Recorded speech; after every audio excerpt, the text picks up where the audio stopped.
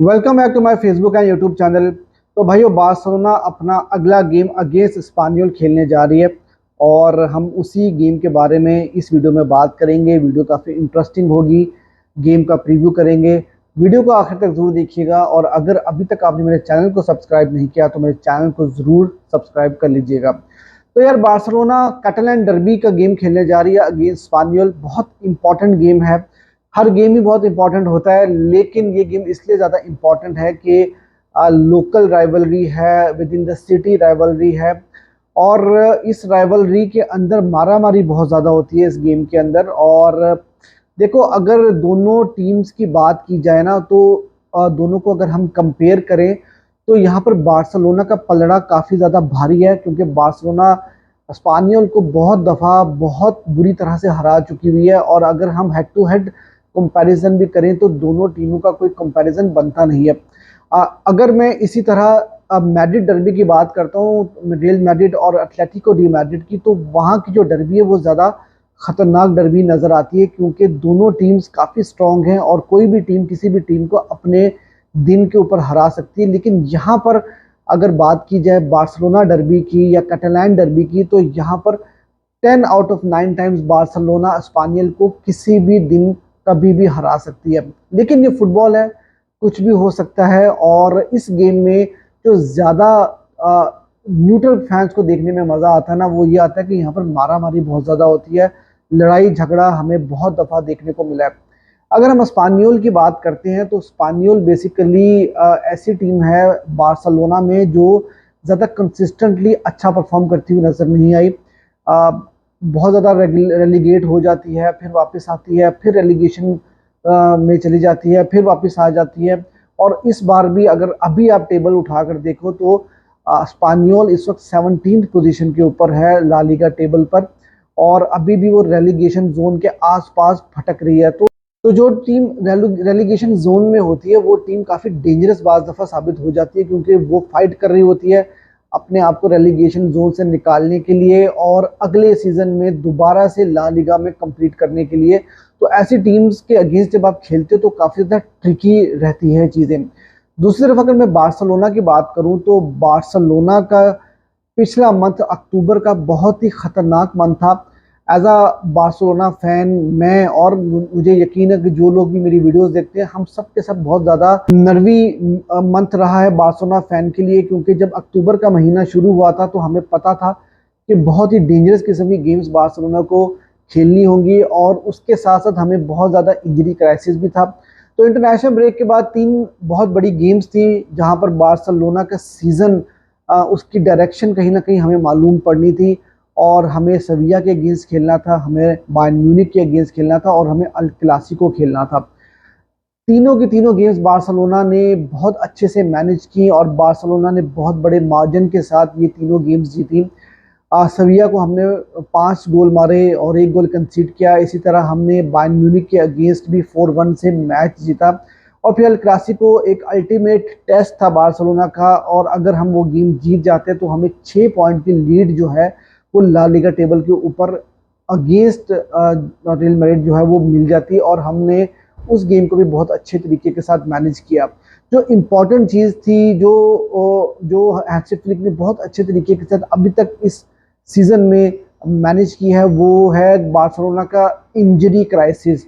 Barcelona top पर बनी रही, 3 पॉइंट की लीड पे रही थी बार्सिलोना जब तक क्लासिको नहीं हुआ था, और हमें बहुत सारे इंजरी क्राइसिस देखने को मिले थे जहां पर Dani Olmo, Fermin Lopez, Eric Garcia, Frenkie de Jong और उसके अलावा टेर स्टेगन और मतलब फरहान टोरेस, ये सारे प्लेयर्स जो है वो इंजर्ड थे। लेकिन इंटरनेशनल ब्रेक के बाद आहिस्ता आहिस्ता ये सारे प्लेयर्स भी वापस आते रहे, लेकिन फिर भी हैंसी फ्लिक ने जो ज़्यादा अपने अपने प्लेयर्स के ऊपर जो कंसिस्ट किया, उन्हीं के ऊपर ही कंसिस्ट किया जो काफ़ी देर से बार्सिलोना की टीम के साथ चले आ रहे थे।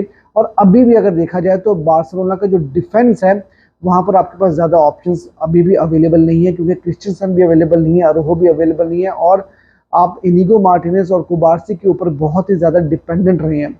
लेकिन एक बहुत important phase of the season Barcelona ने निकाल लिया और बहुत अच्छे तरीके के साथ निकाल लिया। और अब अगर हम नवंबर की बात करते हैं तो नवंबर में कंपैरेटिवली अक्टूबर से बार्सिलोना की इतनी ज़्यादा मुश्किल गेम्स नहीं है। हमें एस्पानियोल को खेलना है, हमें उसके बाद रियल सोसाइडेड को खेलना है, उसके बाद हमें ला लीगा में सेल्टा डी विगो को खेलना है। ये दो टीम्स काफ़ी डेंजरस नज़र आती हैं और काफ़ी ट्रिकी गेम्स होंगी। उसके अलावा अगर हम बात करते हैं चैंपियंस लीग की, तो वहाँ पर बार्सिलोना को इतनी ज़्यादा स्ट्रॉन्ग टीम्स को नहीं खेलना। तो बार्सिलोना के पास एक अच्छा मौका ये है कि जो आहिस्ता आहिस्ता प्लेयर्स वापस आए हैं इंजरी से, उनको टीम में अच्छे से इंटीग्रेट बार्सिलोना कर सकती है। लेकिन अगर मैं फ्लिक की बात करता हूं तो स्पानियल की गेम से पहले जो प्रेस कॉन्फ्रेंस हुई है वहां पर उन्होंने ये बात साफ की है कि वो ज़्यादा टीम में छेड़छाड़ नहीं करेंगे और अपनी बेस्ट पॉसिबल 11 के साथ ही वो उतरेंगे।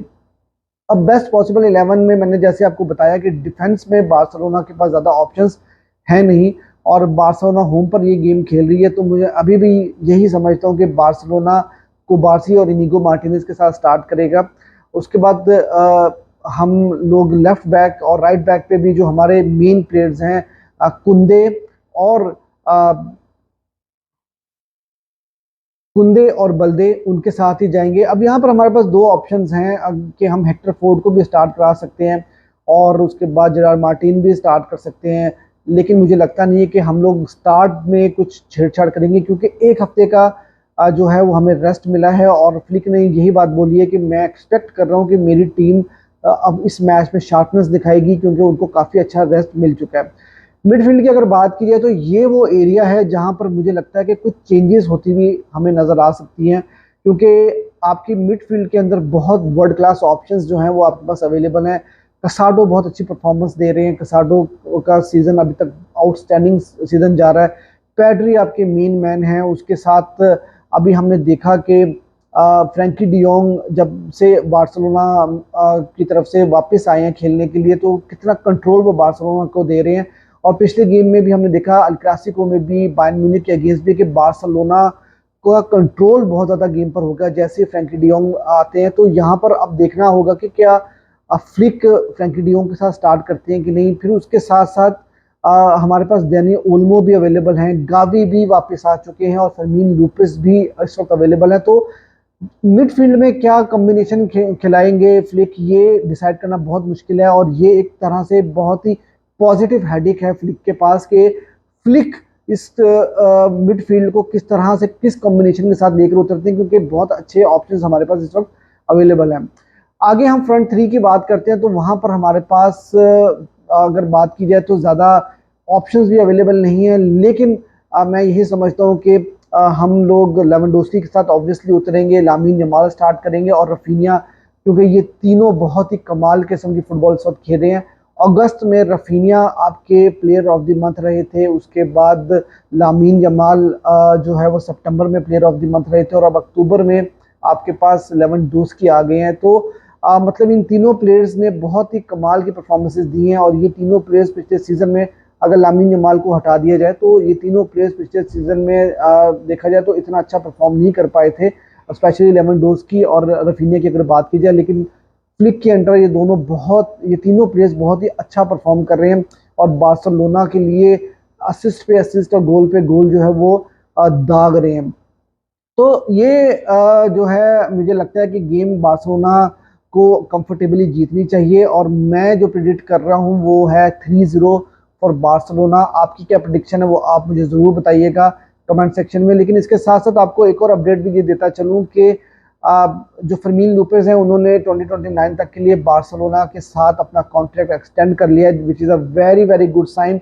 मैं समझता हूँ कि फर्मीन लूपेस जो हैं वो काफ़ी अंडररेटेड प्लेयर हैं क्योंकि आपके पास मिडफील्ड में Dani Olmo, Gavi, Pedri, Frenkie de Jong, Casado, ये सारे के सारे प्लेयर्स अवेलेबल हैं। तो उनको उनके साथ अगर आप compete करते हो फर्मीन लूपस को तो आप काफ़ी अंडररेट कर रहे होते हो उनको। लेकिन देखा जाए तो इन्होंने अपनी बड़ी जो दो गेम्स खेली हैं बायर्न के अगेंस्ट और रियल मैड्रिड के अगेंस्ट, तो वहाँ पे बहुत ही डिसेंट परफॉर्मेंस इन्होंने दी है। तो ये बहुत अच्छा साइन है कि बार्सिलोना ने इनके साथ कॉन्ट्रैक्ट एक्सटेंड किया है। तो ये थी यार अब तक की वीडियो। अगर आपको वीडियो पसंद आई हो और आपको वीडियो अगर आपको वीडियो अच्छी लगी हो तो यार चैनल को सब्सक्राइब करना ना भूलना और वीडियो को लाइक ज़रूर कर देना।